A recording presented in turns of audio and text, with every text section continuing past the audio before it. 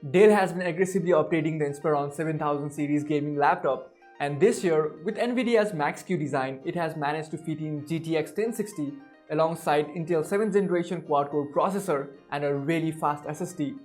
Sounds like a perfect combination for gamers, doesn't it? Well, that's all on paper. Today we are going to find out how this laptop performs on real-life usage, so let's get started. For the price of 1,52,000, this laptop offers amazing specs, which has been an ongoing trend in Dell's Inspiron gaming series for about 3 generations now. Since we are talking about a gaming laptop, let's start off with its GPU.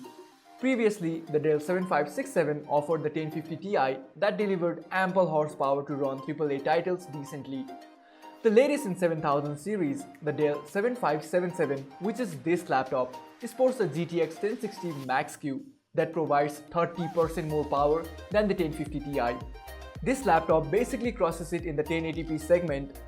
The GTX 1060 Max-Q clocked at 1063 MHz with 1280 CUDA cores take care of the high-end gaming needs, along with 6GB of GDDR5 RAM. Putting these numbers into context, it does 60 FPS in any game you throw at it, either in ultra or high settings, and in some rare cases, medium settings. The Max-Q design does hamper your FPS count. For instance, the desktop 1060 will give you 118 FPS in Final Fantasy 15 on low settings. Under the same configurations, the GTX 1060 laptop variant will deliver somewhere around 110 FPS. Now compare that with the GTX 1060 Max-Q design and you'll get around 73 FPS. It's still a healthy upgrade over the 1050 Ti, but not as good as the regular 1060s out there. You can play lightweight titles like FIFA 18, Overwatch and Rocket League with frame rates reaching over 100 FPS at the maximum settings possible. Even Battlefield 1, Resident Evil 7 and Doom ran over 60 FPS without any complaints. A few demanding titles like Tomb Raider, Assassin's Creed Syndicate and the processor-intensive Witcher 3 struggled to run at max settings, but it was perfectly playable at medium settings.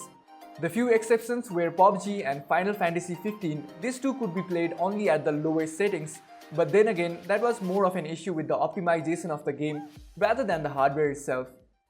The GTX 1060 on the Dell 7577 does come with its own set of quirks. Thanks to the added power, it heats up a lot more and a lot faster. After 3 hours of continuous PUBG, I feel the laptop throttle a lot, with FPS dropping below the 40 FPS playable mark even at the lowest settings. The same thing repeated all with the other games I tested as well. The laptop runs on the same 45W quad-core i7 7700HQ processor that can reach speeds up to 3.8 GHz. The 2400 MHz 16GB single-channel memory is also the same from last year. Even the IPS panel is identical with 71% of sRGB and 53% of Adobe RGB color coverage.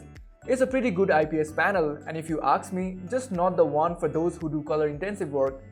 Other than that, the display has a wide viewing angle, non-reflective matte finish and an OK 250 nits of brightness. It is a 1080p 60Hz panel which goes very well with the laptop's specifications. There's a 4K version of this laptop as well with pretty good color accuracy, but unfortunately it is not available in Nepal. So overall, the display is decent for gamers, but if you are a content creator, it's not the laptop for you. The biggest performance difference apart from the graphics between the last year's model and this one is the SSD, where Dell pretty much nailed it.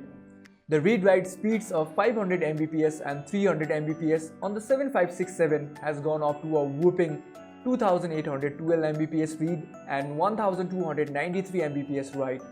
These are some of the best speeds we have seen in a laptop at this price range.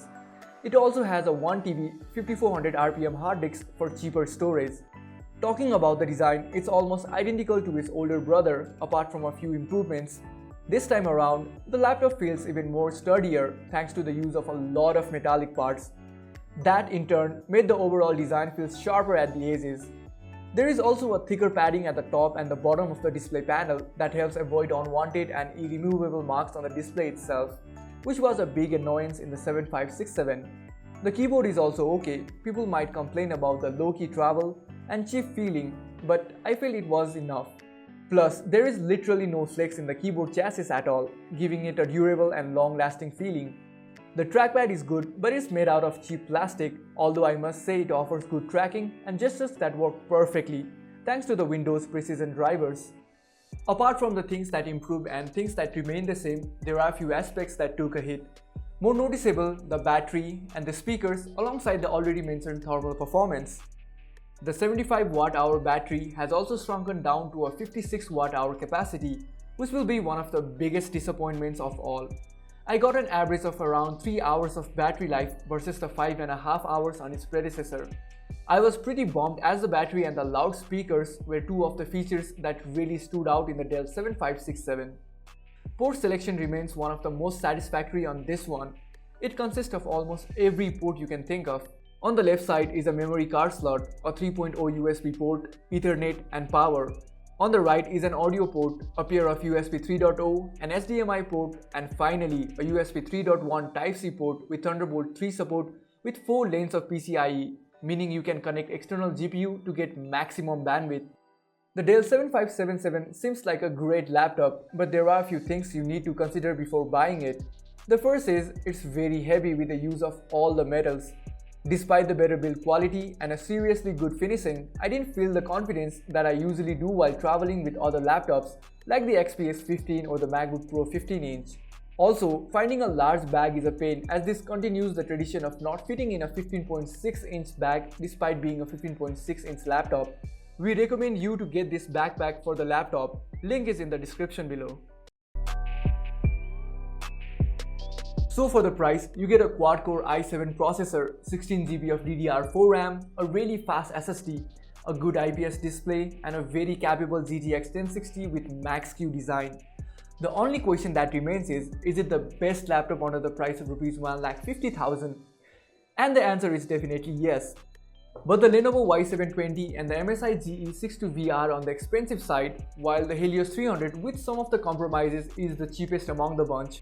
However, if you are on a tight budget, you can still opt for the Dell 7567 and still not miss out on much.